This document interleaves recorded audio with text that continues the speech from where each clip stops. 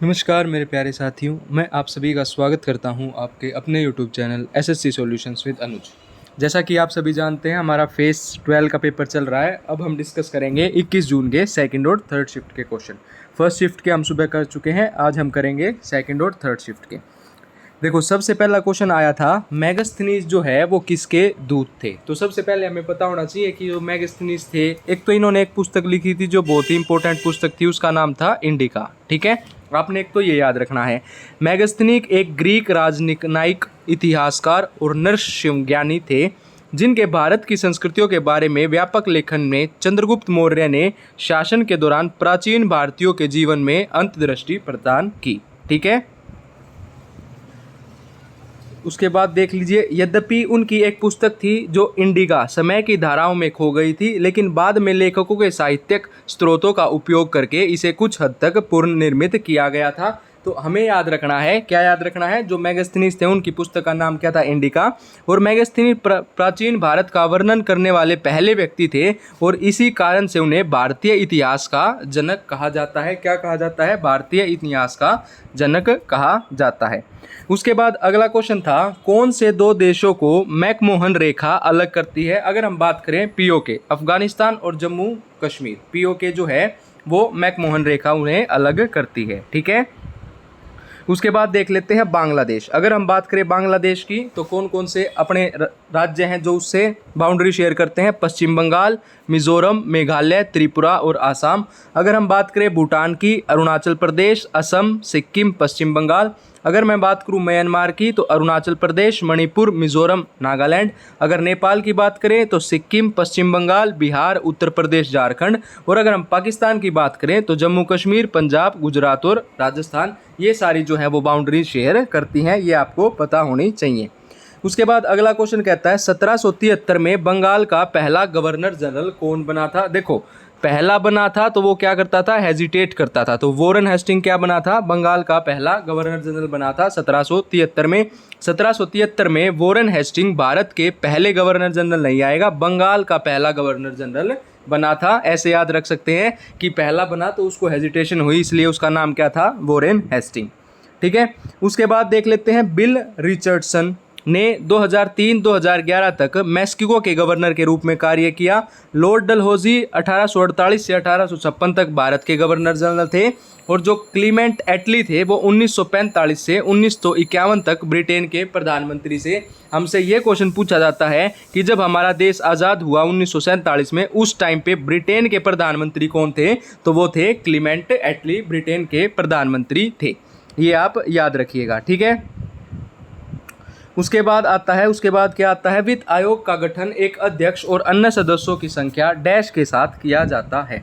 देखो, अगर हम बात करें वित्त आयोग की, फाइनेंस कमीशन की, तो आयोग ने हर 5 साल में एक अध्यक्ष और 4 अन्य सदस्यों को नियुक्त किया जाता है। तो टोटल कितने हो गए अपने पास? 5 हो गए। ठीक है, 5 साल में, हर 5 साल में होता है एक अध्यक्ष होता है और 4 अन्य सदस्य होते हैं। अगर हम बात करें वित्त आयोग, भारतीय संविधान के अनुच्छेद 280 के तहत भारत के राष्ट्रपति द्वारा समय समय पर गठित किया जाता है। 2 क्वेश्चन यहाँ से ये बनेंगे, आपकी अगली शिफ्टों में पूछ सकता है कि जो वित्त आयोग है उसका अनुच्छेद कौन सा है? अनुच्छेद है 280। जो वित्त वो होते हैं, आयोग का जो चेयरमैन होता है, जो अध्यक्ष होता है, उसको कौन वो करता है? तो राष्ट्रपति करता है। इसका गठन भारत की केंद्र सरकार और व्यक्तिगत राज्य सरकारों के बीच वित्तीय संबंधों को परिभाषित करने के लिए किया गया है और वित्त आयोग नियम 1951 संवैधानिक निकाय के सदस्य होने के मानदंड निर्धारित करता है। ठीक है, उसके बाद अगला क्वेश्चन पूछा गया था, लॉन्ग वॉक टू फ्रीडम किसकी आत्मकथा है? ठीक है, तो जो लॉन्ग वॉक टू फ्रीडम है वो किसकी आत्मकथा है? नेल्सन मंडेला की आत्मकथा है।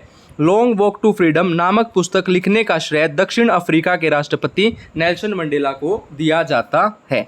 ठीक है, उसके बाद आता है, देखो, निम्नलिखित में से कौन सी रबी की फसल है? तो आपने पहली चीज जो याद रखनी है वो ये याद रखनी है, यह सर्दियों की शुरुआत से शुरू होता है और गर्मियों की शुरुआत अक्टूबर दिसंबर से अप्रैल जून तक जारी रहता है, जो ये रबी की फसल है। ठीक है, अगर मैं बात करूं रबी की फसलों की, तो उसमें आपका गेहूं, जौ, चना और तिलहन शामिल है। आपने ये चारों याद रखने हैं, गेहूं, जौ, चना और तिलहन शामिल है।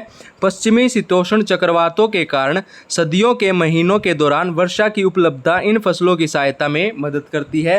ज्वार, बाजरा, रागी भारत में उगाई जाने वाली महत्वपूर्ण जो फसलें हैं, और ज्वार, बाजरा और तुअर जो है वो आपकी खरीफ की फसलें हैं। किसकी फसलें हैं? खरीफ की फसलें हैं। ये आपकी कौन सी हैं? ये आपकी रबी की फसलें हैं। उसके बाद दिया गया था अगला क्वेश्चन कि गणतंत्र दिवस पर राष्ट्रपति को कितनी तोपों की सलामी दी जाती है? तो 21 तोपों की सलामी दी जाती है। साथ ही देखो, साथ ही जब एक नए राष्ट्रपति को शपथ दिलाई जाती है तो 21 तोपों की सलामी दी जाती है। झंडा फहराने की रस्म के दौरान राष्ट्रीय ध्वज को 21 तोपों की सलामी भी दी जाती है। भारत के राष्ट्रपति भारतीय सशस्त्र बलों का कमांडर इन चीफ होता है। अगर हम बात करें राष्ट्रपति की, प्रेसिडेंट की, तो आपका आर्टिकल 52 क्या हो जाएगा? राष्ट्रपति का आर्टिकल हो जाएगा अनुच्छेद 52। अगर यहीं आपसे वाइस प्रेसिडेंट का पूछ लें तो वो हो जाएगा आपका आर्टिकल 63, आर्टिकल 63।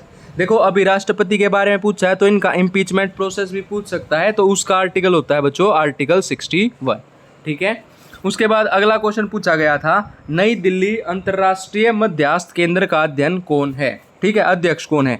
तो 22 दिसंबर 2022 को जो न्यायमूर्ति गुप्ता को केंद्र सरकार द्वारा नई दिल्ली अंतर्राष्ट्रीय मध्यस्थता केंद्र का अध्ययन नियुक्त किया गया था। किसको किया गया था? गुप्ता को किया गया था।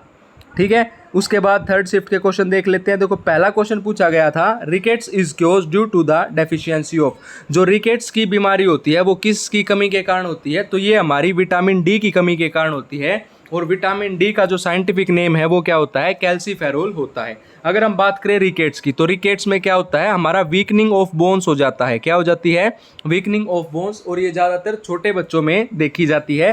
तो मान लो आगे वाली शिफ्टों में ये भी पूछ सकता है कि जो रिकेट्स है उसमें क्या होता है? वीकनिंग ऑफ बोन्स होता है। और किसकी उससे होता है? विटामिन डी कैल्सीफेरोल की कमी से होता है। अगर यहीं हमसे पूछ लिया जाए कि नाइट ब्लाइंडनेस, क्या पूछ लिया जाए?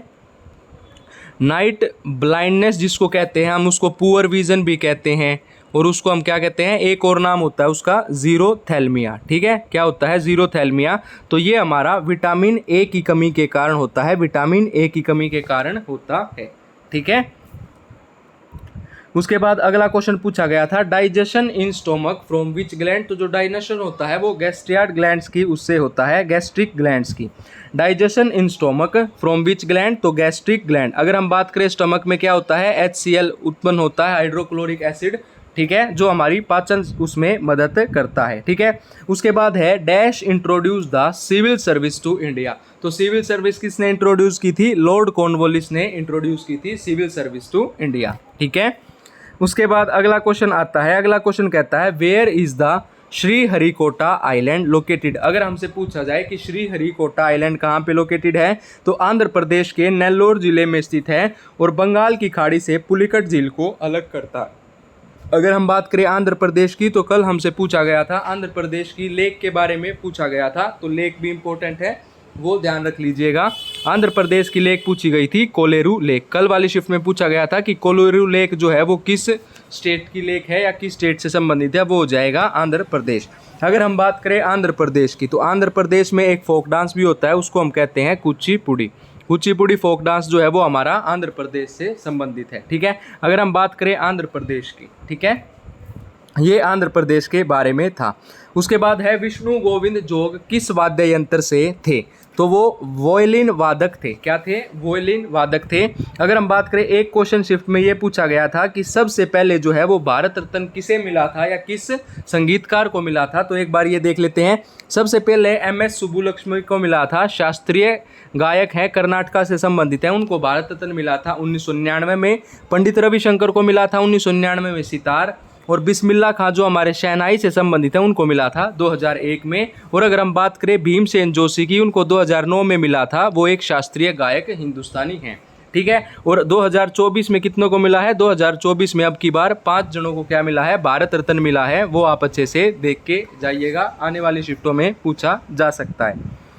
उसके बाद कुछ वाद्य यंत्र ये इंपॉर्टेंट हैं, ये देख लेते हैं। अगर हम बात करें संतूर की, तो पंडित शिव कुमार शर्मा और भजन सोपुरी। ठीक है। उसके बाद अगर मैं बात करूं बांसुरी की, तो हरिप्रसाद चौरसिया और पन्नालाल घोष, ये दोनों आपके महत्वपूर्ण हैं। उसके बाद आता है तबला, जाकिर हुसैन, अल्लाह रखा, साबिर खान, पंडित किशन महाराज, ज्ञान प्रकाश, सुबू महाराज और घोष। अगर हम बात करें सरोद की तो अलाउद्दीन खान, अली अकबर खान, अमजद अली खान, बुद्धदेव दास गुप्ता। अगर हम बात करें शहनाई की तो बिस्मिल्लाह खान, कृष्णाराम चौधरी और अली अहमद हुसैन। अगर हम बात करें बच्चों सितार की तो पंडित रविशंकर, शाहिद परवेज खान, बुद्धातीत मुखर्जी और अनुष्का शंकर। ठीक है, उसके बाद अगर हम बात करें सारंगी की तो सारंगी के हैं शकूर खान, पंडित राम नारायण, रमेश मिश्रा और सुल्तान खान। वीणा से हैं आपके जिया मोहिद्दीन डागर, अयागिर रामसूर और दोई स्वामी अयंगर। रुद्र वीणा से हैं असद अली खान और मोहन वीणा से आपके पंडित विश्व मोहन भट्ट। मोहन वीणा के आविष्कारक भी इन्हें कहते हैं। ठीक है बच्चों, ये दूसरी और तीसरी शिफ्ट में पूछे गए क्वेश्चन थे। वीडियो अच्छी लगे तो वीडियो को शेयर कीजिए, वीडियो को लाइक कीजिए और हमारे चैनल को सब्सक्राइब कीजिए। धन्यवाद।